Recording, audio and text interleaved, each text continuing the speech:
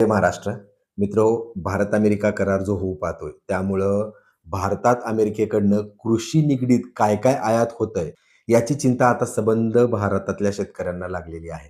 नेमकं अमेरिकेकडनं भारतात कोणकोणती कृषी उत्पादनं म्हणा किंवा कृषी निगडीत धान्य म्हणा, हे भारतात आयात केले जातील आणि त्यामुळे भारतातल्या त्या पदार्थांना, त्या धान्यांना स्पर्धा अमेरिकेसोबत करता येईल का? आणि ते त्या स्पर्धेत टिकून राहतील का? याची चिंता आता भारतीय शेतकऱ्यांना सतवत आहे. काळजी नसावी. आपण या व्हिडिओमध्ये जे काही करार झालेले आहेत आणि त्या करारामध्ये कशाप्रकारे सरकार सांगते, की कृषी क्षेत्राला संरक्षित करण्यात आलेलं आहे. त्याची सविस्तर माहिती या व्हिडिओमध्ये घेणार आहोत. आपल्या चॅनलच्या माध्यमातून वेळोवेळी सरकारी योजनेपासून ते राष्ट्रीय, आंतरराष्ट्रीय घडामोडी कृषीशी निगडीत वेळेत आणि अचूक तुमच्यापर्यंत पोहोचवण्याचा प्रयत्न केलेला आहे. त्यामुळे विनंती आहे, चॅनलला सबस्क्राईब करा. सोबतच हा व्हिडिओ शेवटपर्यंत बघून त्या शेतकरी मित्रांपर्यंत पोहोचवा, ज्याला काळजी लागलेली आहे, की उद्या जाऊन आता आपल्या शेतीचं भविष्य कसं होणार. चला तर मग माहितीला सुरुवात करूया. गोष्ट सुरू होतीये 2 फेब्रुवारी 2026 रोजीपासून. अमेरिकेचे राष्ट्राध्यक्ष डोनाल्ड ट्रम्प यांनी अचानकच व्यापार कराराची घोषणा केली. त्यांनी सांगितलं, की भारताने अमेरिकेकडनं वस्तूवरती आलेल्या 18 ते 20% आयात शुल्क आता शून्य केलेलं आहे. ही बातमी भारतात वाऱ्यासारखी पसरली. शेतकऱ्यांमध्ये चिंतेचं वातावरण निर्माण झालं. सुरुवातीचे 2 दिवस भारत सरकारकडनं कोणत्याच स्पष्टीकरण देण्यात आलं नाही. भारताने अमेरिकेसमोर लोटांगण घातलं का? अशी चर्चा जोर धरायला लागली. यासोबतच संसदेत गदारोळ झाला. सरकारला खुलासा मागण्यात आला. विरोधकांनी संसदेच्या अधिवेशनात या मुद्द्यावरती सरकारला धारेवर धरलं. अमेरिकेचे कृषी मंत्री तिकडं आपल्या शेतकऱ्यांना सांगत होते, की आता भारतासारखी प्रचंड मोठी बाजारपेठ आपल्यासाठी खुली झालेली आहे. अखेर 7 तारखेला फेब्रुवारीला भारताचे वाणिज्य मंत्री पियुष गोयल यांनी पत्रकार परिषद घेऊन सविस्तर तपशील जाहीर केला. या व्यापारामध्ये भारताची लक्ष्मण रेखा काय आहे हे त्यांनी जगाला सांगितलं. शेती क्षेत्राचं संरक्षण करण्यात येईल ही त्यांची भूमिका होती आणि भारताची भूमिका आहे.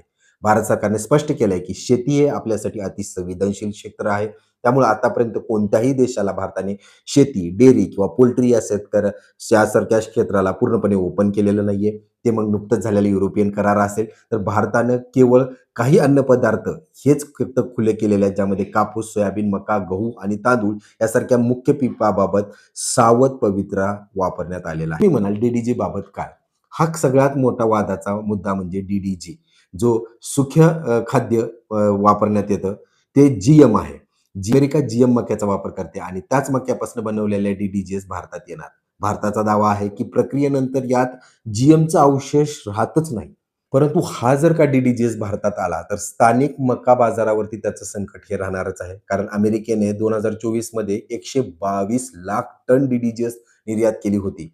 अमेरिकन डी-डी-जी-एसमध्ये चे प्रमाण कमी असल्याने हे दर्जेदार मानले जाते.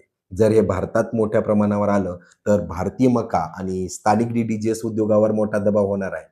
आता ह्या डी-डी-जी-एसचं सोयाबीनसोबतही कनेक्शन आहे बरं का. जर पशुखाद्यात डी-डी-डी-एसचा वापर वाढला, तर सोयाबीनची मागणी कमी होईल. याचा थेट फटका सोयाबीनच्या भावावरती बसू शकतो. कारण सोयाबीनचे दर हे सोयाबीनच्या मागणीवरतीही अवलंबून असतात. बऱ्यापैकी भारतात हे पाहण्यात येतंय. आता नॉन जीएम ब्रँडिंग जी भारताची झालेली आहे, त्याला एक मोठा धोका आहे.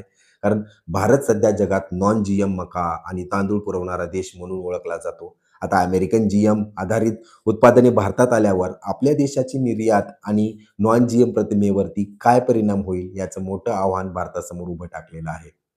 आता त्यासोबतच सोयाबीन तेल आणि इतर सवलतीवरती चर्चा करूया. भारताला खाद्यतेलाची आयात करावीच लागते. या करारानुसार सोयाबीनचे तेल आयात वाढणार आहे.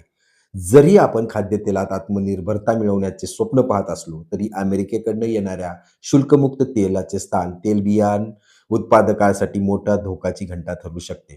यासोबतच सुकामेवा आहे, ताजी फळे आहेत आणि मद्यासाठी लागणारी धान्यावरील शुल्क कमी करण्यात आलेले आहे. आता या शुल्काची जर तुलना करायची झाली, तर खरंच कुणाचं नुकसान झालंय का? एक धक्कादायक आकडावारी समोर येतीये, की भारताच्या मालावर अमेरिकेने जे 30% शुल्क लावलं होतं, ते कमी करून 18% केलंय. परंतु आपण अमेरिकेच्या मालावरती जे 17% शुल्क होतं, ते आता शून्य करण्यात आलेलं आहे. हे पाहता प्रथमदर्शनी भारताचं नुकसान वाटत आहे. पण अमेरिकेने चीनवरती 30% लावलंय, बांगलादेशला 20% आणि पाकिस्तानला 19% यासारख्या देशावर भारतापेक्षाही जास्त शुल्क लादलेलं आहे. त्यामुळं अमेरिकन बाजारपेठ भारताला आपल्या प्रतिस्पर्धी देशाच्या तुलनेत मोठी संधी मिळू शकते. तर निष्कर्ष काय? अंतिम कराराची प्रतीक्षा हा केवळ एक अंतिम आराखडा आहे. भारत सरकारने दावा केला आहे, की त्यांनी सोयाबीन, मसूर, ज्वारी, बाजरी, केळी आणि दुग्धजन्य पदार्थ या बाबतीत कुठलाच तडजोड केलेली नाहीये. मात्र अंतिम करार समोर येईपर्यंत आपल्याला त्याची प्रतीक्षा करावी लागेल. चित्र हे स्पष्ट होईल आणि भारताच्या शेतकऱ्याचं भविष्यही स्पष्ट होणार आहे. तर आता जेही घडामोडी याबद्दल होत आहेत, ते मी वेळेतच तुमच्यापर्यंत पोहोचवण्याचा प्रयत्न करत आहे. त्यासाठी परत एकदा विनंती आहे, चॅनलला सबस्क्राईब करायला विसरू नका. जय महाराष्ट्र.